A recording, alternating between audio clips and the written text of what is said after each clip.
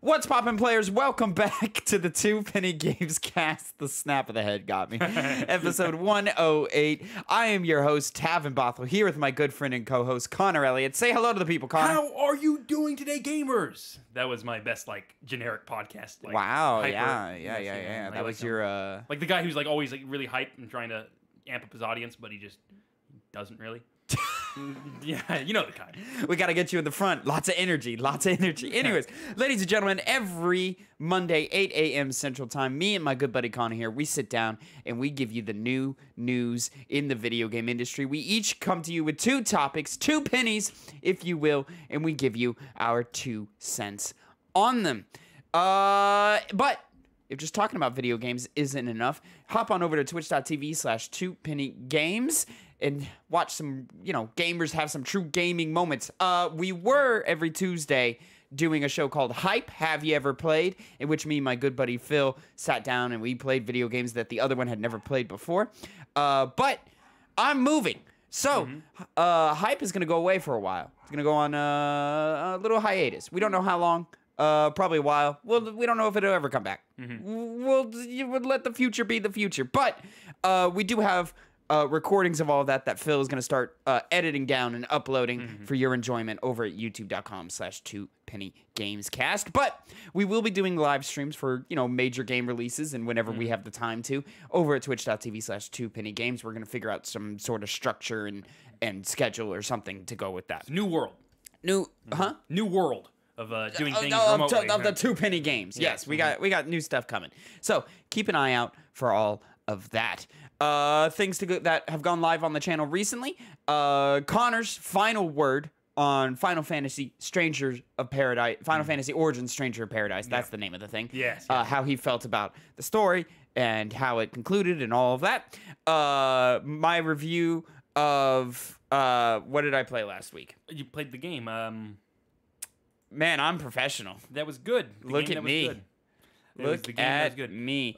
Well, there is. Your computer? Ooh, shush. There is a video of me getting the platinum in Stray. That's up. My review of Power Washer Simulator. Of course. That's up. Yeah. Go watch that. And then both of our reviews of Resident Evil 4 retro review for the 2 Penny Game Club are up, both in the full version and little breakout YouTube shorts to get our condensed thoughts on it real quick, real easy. Go check all of that goodness out. But Connor, let's drop some sense on him, my friend. Let's jump straight into story number 1. My first topic, my first penny of the day. Microsoft claims Sony pays for blocking rights to keep games off of Xbox Game Pass. This is from Tom Warren over at The Verge. Microsoft has claimed Sony pays for blocking rights to stop developers from adding their content to Xbox Game Pass. The explosive claims are part of documents filed with Brazil's national competition regulator and part of a review of Microsoft's acquisition of Activision Blizzard. Quote, Microsoft's ability to continue expanding Game Pass has been hampered by Sony's desire to inhibit such growth, claims Microsoft in an August 9th filing to the Administrative Council for Economic Defense. As translated from Portuguese, quote, Sony pays for blocking rights to prevent developers from adding content to Game Pass and other competing subscription services. Does this mean Sony is evil and Microsoft is casually out here revealing some dastardly business practices? The reality is likely a little more complicated on both sides. Sony could simply be paying for exclusive rights for its own streaming services, or it may have clauses in some publishing contracts that prevent some games it publishes from being published on rival subscription services. It's not clear exactly what Microsoft is referring to here, but contracts for publishing games can be complex, particularly when rights for streaming and subscription services are involved. Documents filed in the Epic Games v. Apple trial last year revealed that Microsoft had been considering lowering the revenue split for PC games, quote, in exchange for the grant of streaming rights to Microsoft. The title looks a lot worse than we actually probably did. It's big, it's explosive, it's Microsoft kind of throwing it out there, but they're also being vague in how PlayStation is doing it. Like Tom Warren at The Verge says, it's like that could be anything. Like I don't know. There's a limited exclusivity window for Final Fantasy games on PlayStation. Yeah. Is that what they mean? I don't know.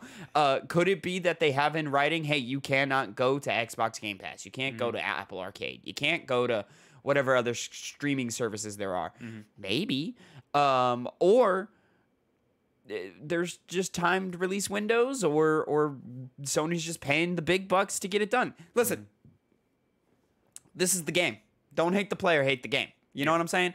Is it, less consumer friendly and restrictive to gamers? And yeah, it is. Yeah. And maybe we shouldn't, be too happy about that. But this is how you grow and breed competition in the in the game space. It's just a natural part of the market competition. Exactly. It's necessary. It really is, because if just Xbox had control of everything, obviously it'd be a little bit unfair. They could control the market as they see fit. Nobody would ever buy a PlayStation game again. Yeah, if they couldn't. Yeah. So and Xbox Games Pass, it's a good deal.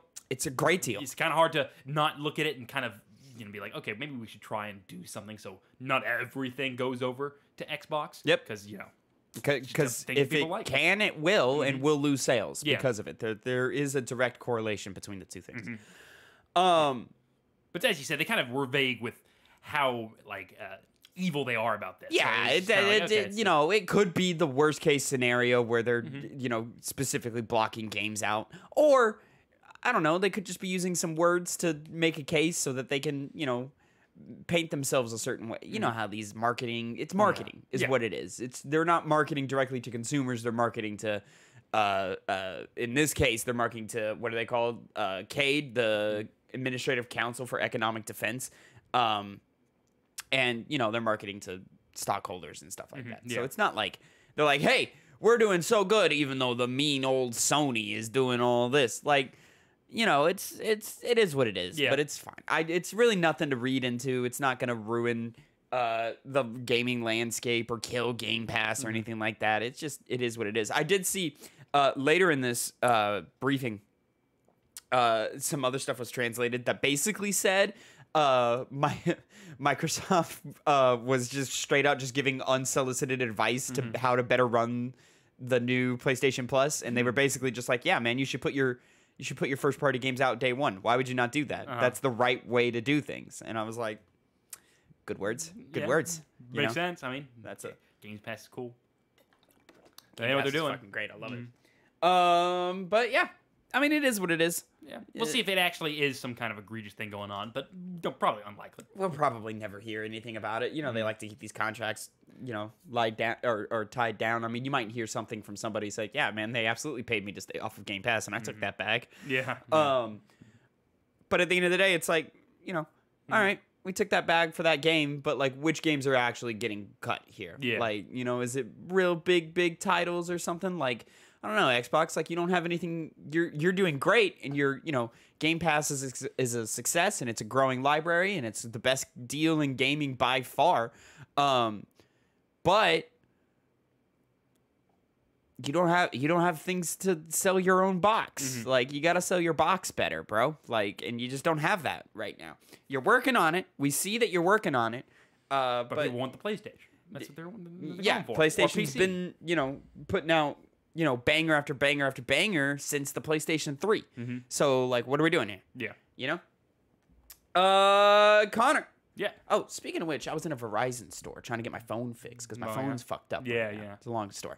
They had some Xboxes, some Series X and S's in the Verizon store. And I was like, you know what? I have never seen one of these in person because I went the PlayStation route and I play Xbox games on my PC. So I'm like, what is this thing? So I was toying around with it. I'll say they're small. Really? They're real small. They're tiny consoles in comparison to the 5 and even the Xbox One. Real tiny. Real good use of space and ergonomic in that ways. Terrible buttons. Oh, really? The buttons on the console, awful. Like, they're squishy. Like, they're soft. There's no click. Yeah. There's no click to it. There's nothing satisfying about pushing those buttons. They also had some Xbox Elite controllers out, or not Elite, but like they had like back buttons, but like not like the customizable ones. I don't like the Xbox controller. It generally doesn't work. It just feels like plastic. It feels like a toy. I just don't like the way it feels in my hands, you know? Yeah, but everyone loves the PlayStation 5 one. You know, from who I've met, they get it in their hands. Like, okay, it's nice. It's big. Buttons are easy to press. Yep. And it feels controller. good to press them. Yeah, I think the DualSense is one of the best controllers ever. Yeah. You know? It's definitely it's become my PC controller as well. Has it really? Yeah, because it's an easy plug-in. It would switch to where the noise would come out through the speakers, so I actually wasn't getting any volume. But it's a simple fix of just make it come through your headphones. That's the only issue I faced with it. Interesting. I couldn't get. Maybe I should try again, but I was having trouble. I've always had trouble getting PlayStation controllers to work on my PC. Oh, really? Yeah. So like that's why I have that Xbox one right there. Yeah. That's my plug and play controller. I played Power Washer Simulator with a controller for one level. Just because like, walk speed and you want to like I wanted to walk at a certain pace that I couldn't get on keyboard and mouse because it's just move on that. And I was like, you know what? This game's not bad on controller. That's all I've got to say. That's all I've got to add to the Power Washer Simulator conversation. Connor, moving on. Yep. Your first topic of the day, I guess. Sure. First penny, all that. Does it really matter? This is a week. Hogwarts Legacy has been delayed. Yep. Well, it's almost not even surprising. No. Yeah. No, this one doesn't shock me at all. So, reading from their official Twitter post, Hogwarts Legacy will launch on February 10th, 2023 for PlayStation, Xbox, and PC. The Nintendo Switch launch date will be revealed soon. The team is excited for you to play, but we need a little more time to deliver the best possible game experience. So, February 10th, 2023. Disappointing, I guess. Yeah. But, sure, take your time. Take your time, but again, I feel like this is rehashed a lot. Don't be so like, we gotta announce our game. We gotta say it's coming out then and now and here, and then have things like this happen. Because this happens a lot with games nowadays, where they're just constantly, we're gonna do it here. I feel like they held on. They held on to this date for a while, and still kind of screwed up. Did we have a date before this, or was it just? Did. I think it was just holiday season before, wasn't it? Okay, maybe it was. Someone in the comments says I was okay with the first one, but seriously, this is getting ridiculous. It was due for 2021, that then got delayed. Then it was set for 2022 in the holiday quarter. Now it's 2023. What's next? 2024. All right. Well, relax, buddy. So you get the general gamer or whatever on the Twitter sphere and so forth. I mean, the 2021 date nobody believed. Nobody believed it was going to come out in 2021. Like, let's be realistic here. 2022, I believed it, and clearly things happened. So it's got to work. It's got to be in the oven a little more. So all right, we'll wait on that. I'm not tripping. Yeah, the game. I mean, from their gameplay reveal, I was like, looks good. Yeah. We'll see if it's like actually satisfying to play, but I liked all the customization and the living in the I want to be a student at Hogwarts. That sounds fun. Yeah. But the combat, we'll see. I have to feel it. Yeah, I know. So, take your time, make it all feel good, make it all look good, all the goodness and stuff. Maybe don't announce games too early. But that plus, Connor, moving on to your second topic and second penny of the day. Wait a second. You're going to tell me, wait a second. Yeah, you're not going to tell me what I think you're going to say. Don't even say it. It's going to be not true. No. Marvel's Midnight Suns. It's how? It's a double-decker week, Connor. It's a double-decker. Losers. Midnight Suns has been delayed. Reading from their post, we have an important update to share regarding our launch date for Marvel's Midnight Suns. After discussions with the team, we've made the decision to move back the launch timing of Marvel's Midnight Suns to ensure that we are delivering the best possible experience for our fans. We will launch later this fiscal year on Windows PC, Xbox Series X/S, and PlayStation 5, with the Xbox One, PlayStation 4, and Nintendo Switch versions following at a later date. We know fans are looking forward to playing Marvel's Midnight Suns, and we will use the extra time to make sure we are delivering the best possible experience for everyone. Marvel's Midnight Suns is easily the biggest game we've ever made, and we're incredibly appreciative for all the support players have shared with us throughout the years. Thank you from the Marvel's Midnight Suns team. Fire Access Games, 2K, the delayed fiscal year. Probably means early next year. Fiscal year usually ends around Marchish. So, we're looking early spring, late winter for this one right here. That's kind of disappointing, too. I honestly, I can't even remember if I was excited for this game anymore. I need to look at the gameplay again. I just can't. I'm like, okay, did I think it looked cool or did I think it looked bad? Because nowhere in between. It was one of the. I thought it looked okay, neat. You know, because it's that card-based type strategy where you gotta play your cards right. It's not an XCOM game, though it's from the XCOM guys. So I'm sure it'll be fun. I'm sure it'll be quality. Will it strike a chord with me? I don't know. I'm hoping for a good story out of it. That's what I'd really like. But you know, we'll see from there. Yeah. But yeah, this plus Hogwarts Legacy. Now we've got a pretty good look at what early 2023 looks like. You know, we've got the Resident Evil 4, we've got the Dead Space remake, we've got Midnight Suns, we've got Hogwarts Legacy. You know, we're looking at a pretty solid start to the next year. When does Resident Evil 4 come out again? March 23rd, March 24th, something like that. Yeah. So, you know, February or January through March, even April, we've got that, you know, we've got a good idea of what all that looks like. Yeah.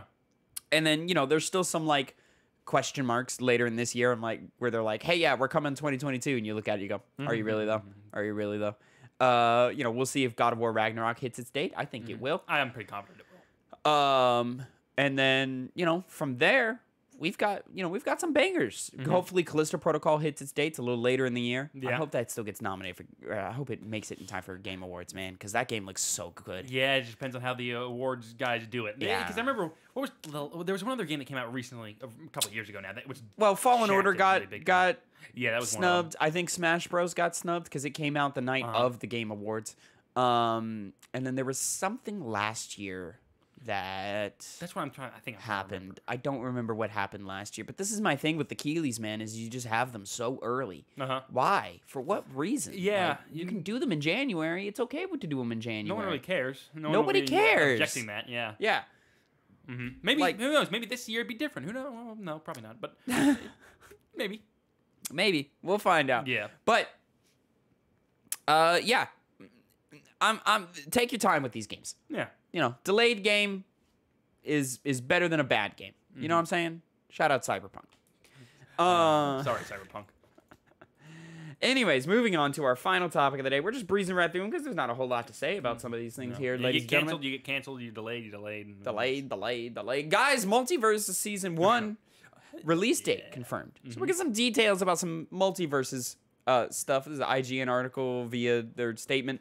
Multiversus said on Twitter, we're excited to announce Season 1 will begin on August 15th. So it's already out now by the time you're listening to this. With a brand new battle pass for you to earn in-game rewards. We can also confirm Morty will join the character roster on the 23rd as part of Season 1. We look forward to sharing more in the coming weeks.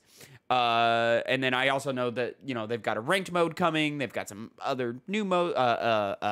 What is the campaign mode in Smash, arcade mode? What is it called? Smash? Yeah, where you battle every dude. I only remember Subspace Emissary. That's No, not you're stuck on campaign. You're the battle mode. Yeah, I know. I just cannot remember the name. Where you take on like every character as whoever you want to play as. You know, it's a staple for fighting games. Street Fighter has it. World of Light. No, you're stuck on campaign again. Like, forget campaign. Forget that. Okay, it's just a battle mode. It's like a battle mode where you pick a character and then they have like a set list of characters that you fight against. It's like an arcade mode. It's called arcade mode. I think it's called arcade mode. Street Fighter has it. Fucking Mortal Kombat has it. Fucking Smash Brothers has it. It's a thing. Anyways, yeah. You're supposed to be the fighting game guy, man. Why are you being but arcade is like in person. That's like just fighting against other people. I'm gonna punch you in the face in person. Who the fuck has gone to an arcade in the last 15 years? But it's arcade mode is on the. It's usually like the 2-player game. No. Yeah. No. That's how you go into play with your friends on the couch. The best way to play fighting games. Of course, that's the only way to play fighting games. If we're really gonna talk about it, well, but, you know, Strive has good online connectivity. Well, you can't always get, but you would so much rather have it in person. Of course, you know, yeah. It's part of there's so much more competition there. You know what I'm saying? Flavor of fighting games. That's what I'm saying, man. It's like when that Street Fighter 6 comes out, I'll be out of town. But when I come back in town, we're throwing down. Yeah. Apparently, people who got their hands on it say it's good. I'm sure. Evo recently. I'm sure it's good. Looks good. Yeah, I hope it's good. And I get back to the Multiversus stuff. I'm actually excited for what comes next. Really, there's Me too. A lot of a lot of ways it can go, and I'm not going to expect any of it. Yeah, so I haven't said on the podcast, but I've been playing Multiversus, and it's a lot of fun. A lot of fun. You can see your review, youtube.com/2pennygamescast, and we made a TikTok and a YouTube short of your impressions right now. That's our best performing TikTok right now, by the way. Oh, it still is. Yeah.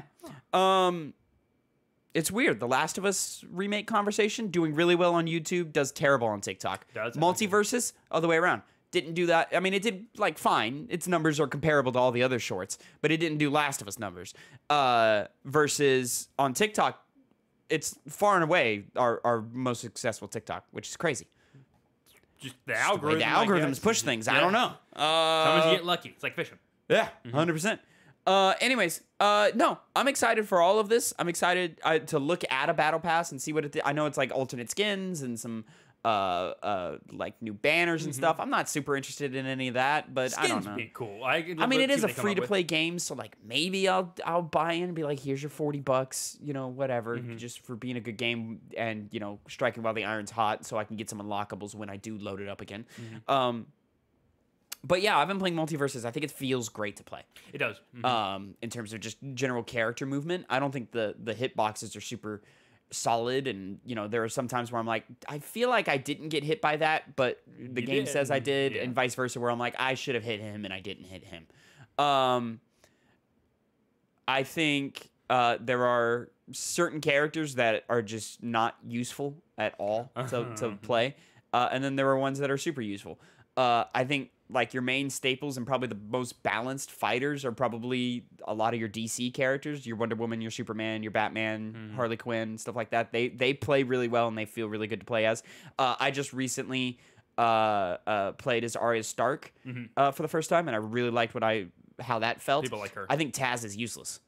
Yeah. The hard thing to deal with was the side special, where it does the twirl. That was an issue at first. And people have kind of gotten he got hella nerfed or something. And I like the thing that of like, if you get that spice counter up, you turn people into chickens and stuff, but it's so hard to do. The number's so high.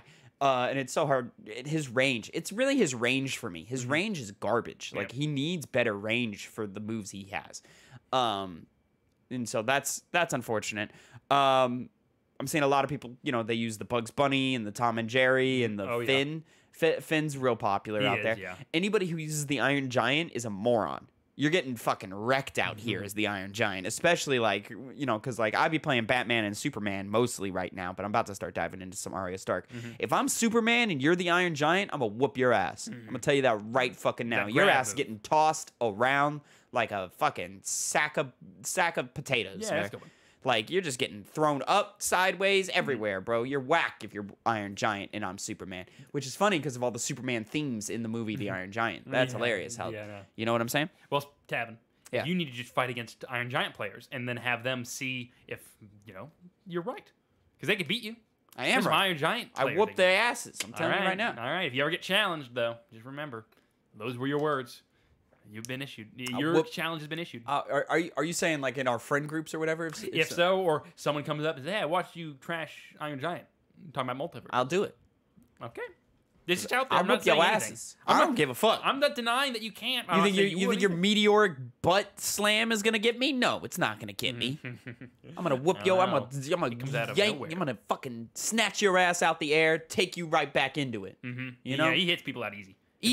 Yeah. Easy. And he's just so big. Iron Giant too big. You just get hit by everything. Especially with those hitboxes. Maybe when they refine those, he'll become a better character.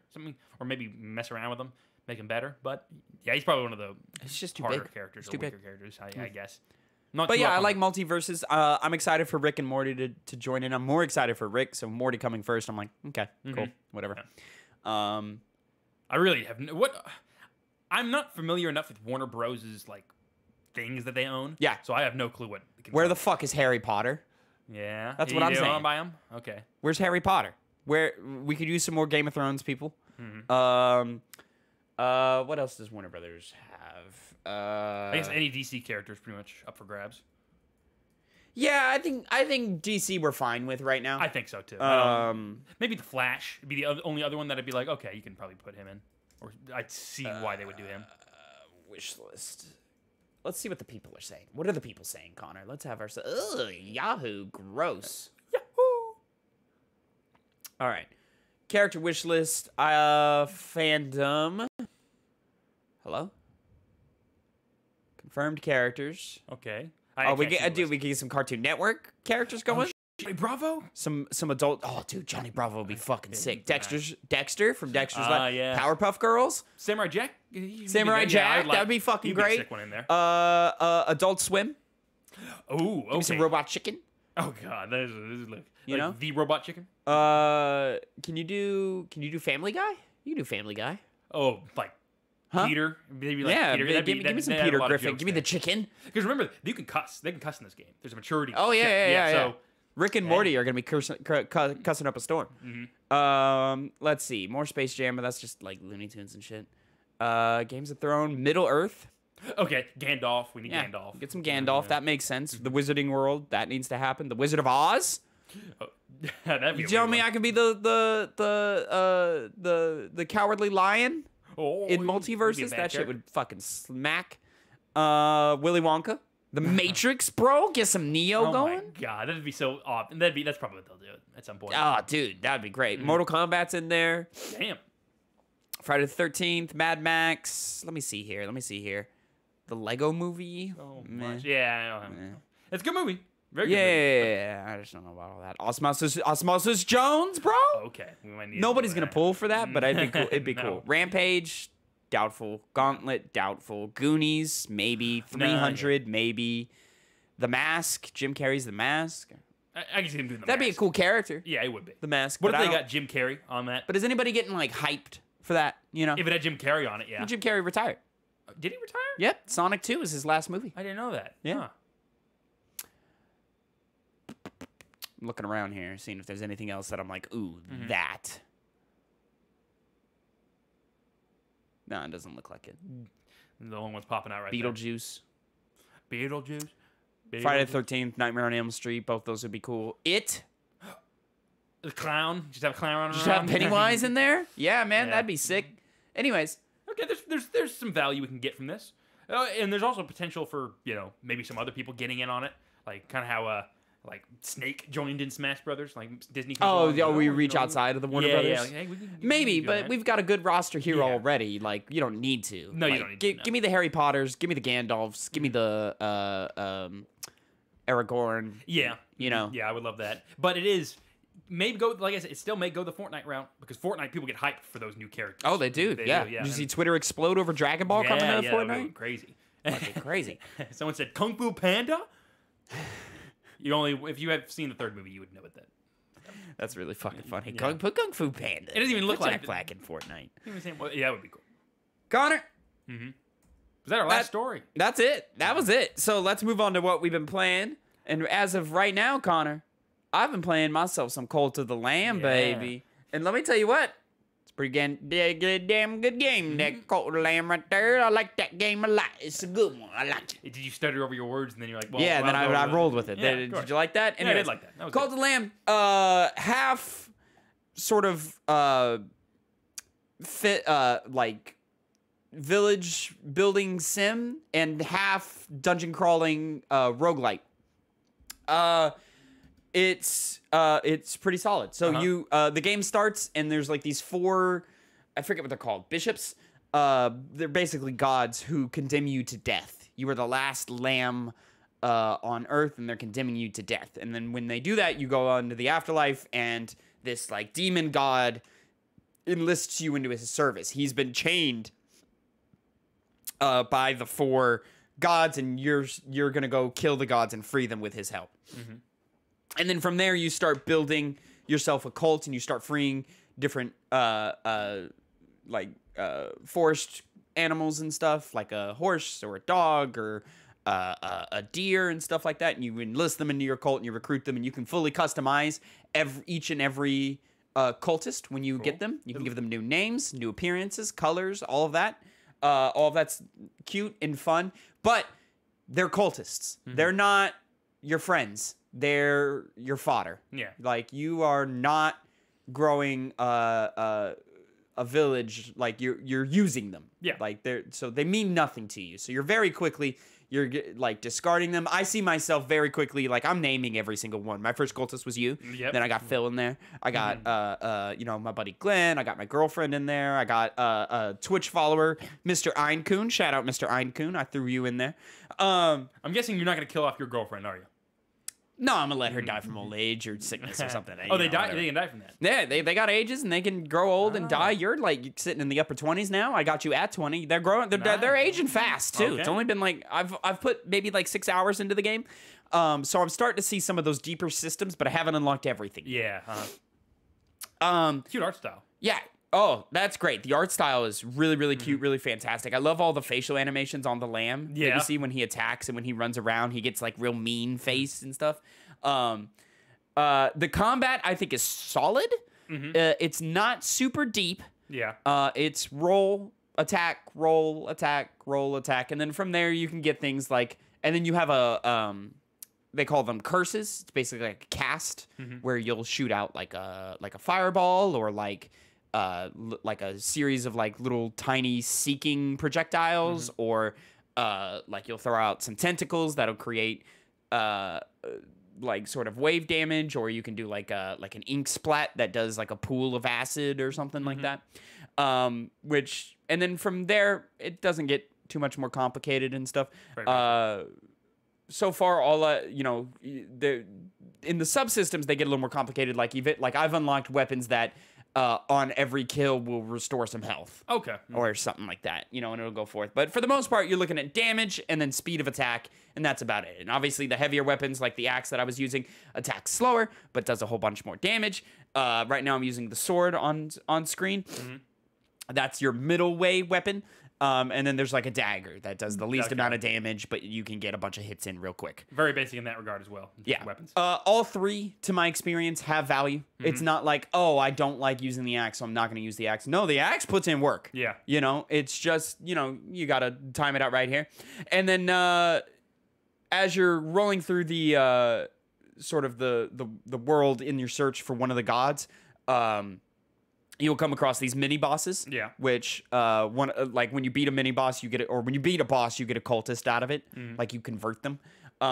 So and then you're going to like the door where the boss is behind, and then that door is locked, and you have to run through the area a couple of times before you can fight the boss. It was 3 times. So you had to fight 3 mini bosses, and then you get to the end and be like, I gotta go back. And you go back, and then on the 4th time, you unlocked the boss, so you got that. So this is the one who waits right here. He's my demon lord, and it's so very quick and obvious to me that like, oh, this guy's either gonna betray me or I'm gonna betray him right at the end of the game, and he's the final boss, and then I'm gonna become the demon lord. Yeah, as you should. And then you're sort of like just growing in power with every time. As you go out, you're collecting resources of food and wood and stone and stuff like that to bring back to your camp, and coins. To buy things, and you're bringing it back to your camp, and building out different structures and buildings and things to help increase your village build here. So as we continue in here, I'll show you that. So right here on the UI, you'll see up the top left. This is actually a bad example of it. So let me see if it's later in the thing. Yeah. Okay. There we go. So here in the top left, it's your health, your coins, and then it shows you how many followers you have. This is earlier in the game. I only had 3 right now. I think I'm in double digits now, like 10 or 11 or something like that. And then they're judged based off of their faith, how strong do they believe in you, and their hunger, because they get hungry. Yeah. You got to keep them fed, and you got to keep them sheltered and happy. Yeah. As you feed them, they gotta poop. They're pooping everywhere. So much poop. And you gotta run around, you gotta clean it up, because if you let it go, their faith lowers, because it's like, poop, that's gross. And then they'll get sick, you know, because there's poop everywhere. So you gotta clean up the poop. I know later on there's an outhouse that you can get, so like all the poop will be centralized. And then here's like a little bit. So this is when I made Phil. Oh yeah. So here we go. So we start here. I believe Phil was one of the mini bosses that I converted in here. Yeah, he was a mini boss. So yeah, I renamed him. I've colored him blue, and then you know, you can really get kind of like not super granular. Like you're basically just changing their heads. But there's a whole bunch of different options and stuff, horses and dogs and bats and different, you know, creatures and so forth like that. Many of which I have not yet unlocked, but I can unlock later. And I've discovered different elements of the game to help you sort of unlock. And there's like just a bunch of different color variants and stuff like that. And you can give them like a couple of tattoos. Every cultist comes with traits. I've discovered 2 to 3 per cultist is usually about the norm. These could be positive traits or negative traits. So like Phil here, every time I recruit a follower, he gains 10 faith. There's a opposite version of this where every time I recruit a follower, they're skeptical. So every time I recruit a follower, they lose 10 faith because they're like, I don't know about this guy right here, man. Like we're just inviting anybody in here and so forth. And then there's a bunch of stuff like that. Like some of them will build slower, some of them will build faster. If they're not building anything, they're praying to a statue of you to build up, because their faith is their currency. So they're building up faith for you. And some will build that faster than others and so on and so forth. You know, it's just the stat-based things for each individual guy. So then you tell them what to do. They can either like go mine for resources or build structures, or you can tell them to go to sleep. If they're working too hard, be like, hey, go take a nap. You can tell them to go eat and be like, hey, man, you're hungry. I made berries. I made a berry salad. Go eat the berry salad. You can... later on, you start, you know, being able to like bless them to like increase their faith, and then they'll give you, you can once a day ask them for coins as a what is it called in church when you give the church money? You know what I'm talking about. I know, yeah. Anyway, so it's like that, and then what is this? Oh, here I'm upgrading my shrine, so my shrine gets bigger, and they can, you know, more people can pray to it, and so on and so forth. So wow, this is really early. I've done so much more since then. So there you and Phil just kind of building my thing now. So yeah, you're in just this woodland area, and you got to clear it all out and start building up your cult, your little village. This is probably my favorite part of the game. Is the sim side, is the cult building and stuff. Followers will come to you with quests, little mini quests, and be like, hey man, there's not really that many places to sleep. Can we build maybe a bed or 2 for us to sleep in? Oh yeah, sure. Jordan, yeah, I'll do that for you. Or Phil came up and he's like, hey man, let's play prank on Connor. Let's have him eat poop. Wow. So then I put poop in a bowl and I fed it to you, and you ate poop. Did I like it? No, you were real upset. Why do I still like you? I wouldn't like you after that. Connor, you're my main guy. You're my big man. But once you feed me shit, I'm not gonna be happy. I fed you shit and you didn't like it. You didn't like it. Yeah, I don't like this. I think I don't like it. Yeah, and then there's different things. Like once a day, you can perform a sermon to kind of increases everybody's faith across the board, and it gives you like you can start doing doctrines and stuff so that everybody starts getting new and better traits and so forth. And then, you know, just as you keep going, you know, you're just building out and you're, you know, increasing all these people and you're getting them to do stuff. I do like how the villagers will always find something to do. Okay, good. They're not going to just sit around and do nothing. Like they're either praying or they're clearing out some woods, or they won't clean their own poop, which is pissing me off. Like they're tending to the garden, or you know they're always doing something. You know, they're not just gonna sit around and do nothing. There are things that only you as the cult leader do. So like the beds fall apart, and you have to repair the beds, and that costs resources. So like, but you are physically the one doing it. Anything that costs resources, you have to do yourself. Okay. And then I do know later on down the line, I've seen it in the upgrade trees, I could start bringing followers out in the field with me. I can send them on missions, very like Assassin's Creed Brotherhood style, where you sent out your assassins out to do quests and they come back with resources. I do know I've only sacrificed 1 cultist so far. Okay. And doing that gave me a lot of resources. Oh, okay. So, you know, you're taking advantage. They're flock. They're not friends. They're fodder. They're cattle. That's a better word than fodder. So, like, you know, I sacrificed, you know, my buddy Glenn. Sorry, Glenn, but, you know, all of your traits sucked. So, literally all 3 of them were negatives. And I was like, all right, well, when I have to sacrifice, he's the first one up. And sure enough, as soon as the game was like, hey, sacrifice a follower, I was like, you're still the absolutely. worst one. Goodbye, Glenn. Sorry, buddy. And can you get rid of negative traits, or are they there? Positive ones, too. I would assume so. Yeah. But I just haven't discovered that yet. Cultists will die. Bodies will just drop, you know, from starvation or sickness or whatever. Hasn't happened to me yet, but I'm sure it will. I've already, you've got to build grave plots for them because you got to get rid of the bodies. Yep. I do know through conversation online that you can get your followers to eat the dead, in which they will start gaining a taste for flesh and stuff, and like that's what they'll really be into and so forth. So I know that happens, and I know like the cultists interact with each other. Like they'll have good they'll have like little positive interactions. They'll be like, hey man, what's up? And so I do know when they start turning cannibal, I'm sure if people start getting sick or hungry and start like about to die over, they might be like, you're almost dead there. It's coming. We gonna eat good tonight, you motherfucker. We're not gonna kill you. But when you die, but we'll eat your ass, you know, because you're just gonna be lying around in the dirt otherwise. Yeah. And then I don't think it's in this footage, but these are not the only 2 locations in the game. There's multiple locations. Oh, okay. Let me see if it's in this footage. I don't think it is. It doesn't look like it is. No. So there's basically like your main guy who like plays as the tutorial. Let me see. Where is he? You have the stick? Where is he? This guy right here. Yeah. Is he gonna talk to me? Nope. All right, hold on. I'll find him. His name's Ratau. Ratau is like this old hermit who like, you know, believes in the one who waits prior to you or so forth. He just lives out in the mountains, and you can go visit him in his shack where he prays to a shrine. So you can get any shrines, you can get your faith off of those, or you know, your little currencies off of those.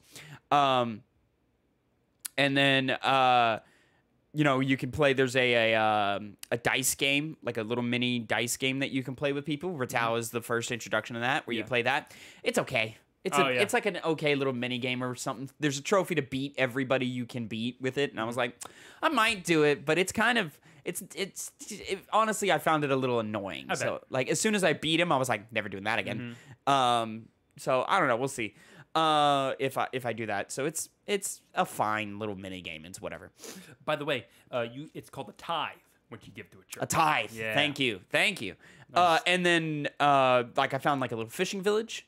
And there's systems in that village that I'm still exploring and figuring it out. Like there's a lighthouse there that's bringing people in, so I think I can go there every once in a while, pick up some new followers from distant lands or whatever. And then there's like little shops and stuff out there as well, where I can buy different attributes and different traits and stuff for my own character, like get an upgrade for like a permanent heart, or start every crusade, that's what they call when you go into the roguelite elements. Start every crusade with a cursed heart, and a cursed heart it's a heart, but every time you get hit, the enemy gets hit too. Okay. Every heart is worth 2 hit points. And then you can get like half hearts and so forth. And then, yeah, man, there's a lot of upgrade trees. There's a lot of systems. Lots of systems. And you know me, Connor. I like me some good systems. I like me some good systems. So there's a lot. And they're doling them out to you at a pretty decent pace. It could maybe speed it up a little bit, but I'm enjoying it so far. Good. Day-night cycle, you know. Don't be distracted. Keep up on your village upkeep. Don't let them be pooping everywhere. Don't let them be starving. You gotta cook the meals.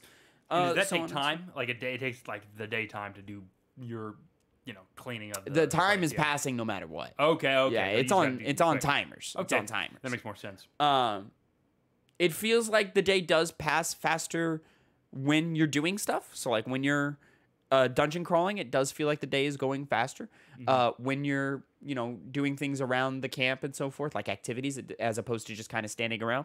I will say I found one game-breaking bug, and I looked online, and it seems to be a pretty common thing, where when they give you the objective to complete a ritual, which is like a little like event thing that we can all do to raise faith or get resources and something like that. So like one of the first ritual they give you is to throw a bonfire. and everybody, gathers around a bonfire and dances, and it gets everybody's morale up and stuff like that. I did that as soon as I could, but then the quest came after that. Mm-hmm. And then I had to wait on a cooldown. Rituals are on cooldowns. You can't do them all the time. And some of them cost resources as well. And so I did my little bonfire. That one's on a really long cooldown. You can't do that very quickly. And then I did a few more things. Maybe did a run through the dark wood again. And then I came back and I got trapped in my village. And I couldn't leave the village. Oh, okay. And, going out and doing your runs is like your main way to get resources. Like there's stuff in the village itself that you can chop down, like trees and so forth. But I just got stuck and I couldn't build anything. And I couldn't... I was sitting there literally waiting for the ritual to reset, and it was just stuck. And I was reading everyone online, or the article I read online was like, hey, try and complete a quest. Sometimes that opens it up. And luckily, I went a certain path that unlocked a new ritual. So I was able to throw a feast for my people, and that completed the quest, and it allowed me to leave. Yeah. But nothing I was doing was working. I couldn't close the game and reload. Like everyone was saying, hey man, if it doesn't work and you are stuck, you have to start your game over. Damn, that's bad. Yeah. And I was like, fuck, I really don't want to do that, because I wasn't deep. I was only a couple of hours in, but it would have been very annoying to have to redo all of that work. And so I'm glad that luckily it worked. I threw the ritual and everything went fine for me, but like fucking annoying. Yeah. Not everything is used. Like some things, like I just unlocked a fountain. It's a decoration, and one of the quests I got was like, hey man, it's kind of boring around here. Can we get like something cool to look at? And they were like, hey, and then the quest was, hey man, build 3 decorations. So I built a couple of fountains and something else, and so forth. So there is like some like customization and some decoration to really make your village your own. Or you could just kind of slap down everything everywhere. I'm trying to like kind of make it a little nice and a little pretty. Like in the top right is where all the beds and stuff are, and the bottom left is where like mining resources are. The church is at the top left. The farms are in the bottom right, and so forth. So I'm kind of like trying to keep it a little organized. So and then putting decorations around it, like walkways and paths and stuff. Paths and just decorative stuff around all of that. And then, deep behind the temple is where the graveyard is going to be. Yep. You makes like sense. what I'm doing there? You like what I'm doing? Yeah. Yeah. So you can kind of, do all that, or just slap everything down wherever you want. But I mean, like you probably want to keep all the farming in one section and all the sleeping in another, and the cooking in another, stuff like that. Oh, so that's how you save your follower. You can save him from being sacrificed. I got to save him from being sacrificed. By other cultists. Yeah, exactly. But yeah, man, Cult of the Lamb, real solid video game. I'm really, really enjoying it. I'm excited to play more. I wish I had been able to play enough to give a full review or whatever, but the game came out Thursday. Yeah. And I've just been busy because I'm moving, ladies and gentlemen. So I just don't have enough time to play the video games I want to play. Sometimes you don't. Sometimes you don't. But definitely, if you were interested in it or if you're thinking about it, absolutely, jump in on it, because it's a lot of fun across the board. I do kind of wish the combat was just a little more complex, but it doesn't need to be. It's fine. It's just pretty simple. Good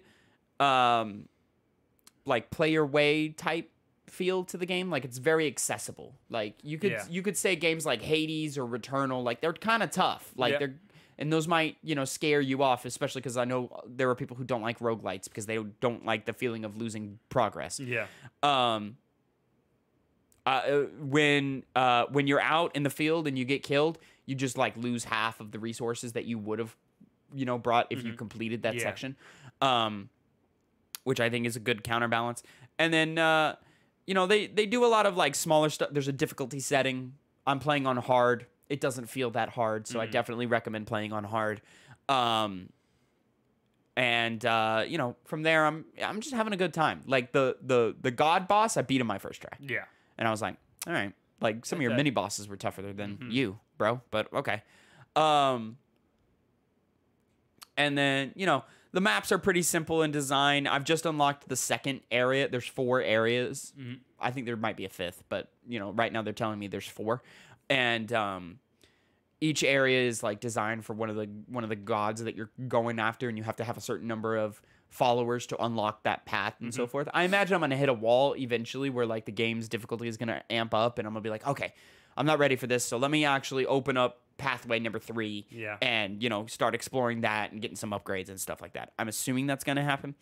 And then, there's just a lot more systems and stuff that, I'm building into and playing through that I'm excited to continue to explore and so forth. But overall, Cult of the Lamb must play video game this year. That good? I think it's fantastic. Nice. Top list obviously sounds like it's on that list already. It's top tier. Top tier this year so far, I just need to play more to figure out where.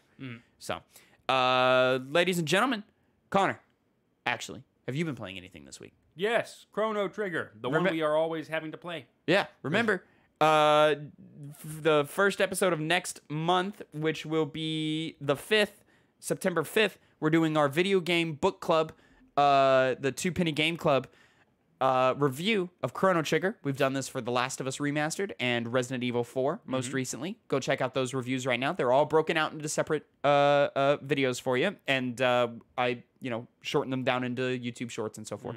So go check those out. September 5th, we will be doing our review of Chrono Trigger. Fingers crossed in Tavin being able to complete that game, because I'm moving and starting school, and shit's going to get real complicated for me. An extension could be possible. It could be, maybe we'll do it to the week after or whatever. You never know. We'll figure it out. We'll figure it out. But it's coming. It's coming. Probably a smaller game after that one, yeah? Yeah. I think we should balance them out, and then just do long ones. Eventually, Connor, I'm just free spitting ideas now. We could be playing games in the background, like in the like 3-month games, like that. We like, hey, in December we're gonna be reviewing Final Fantasy VII or something. I don't know, and then just be like, hey, just so you know, be chipping away at that in the background little by little. And then when December comes, it's just an example. Just things that's really a communication with us. Is what we need to do as people plan things out. Plan things out, exactly. But ladies and gentlemen, that is going to be it for your Two Penny Gamescast episode 108. Remember, you can find us youtube.com/2pennygamescast and mainstream podcast services of your choice. Thank you so much for watching and listening. Please keep an eye out on the YouTubes for all the new videos and content that's going out later this week. Subscribe to the TikTok, 2 Penny Games. We really appreciate the support out there. And until next time, have a great time. And Connor, say goodbye to the people. Goodbye.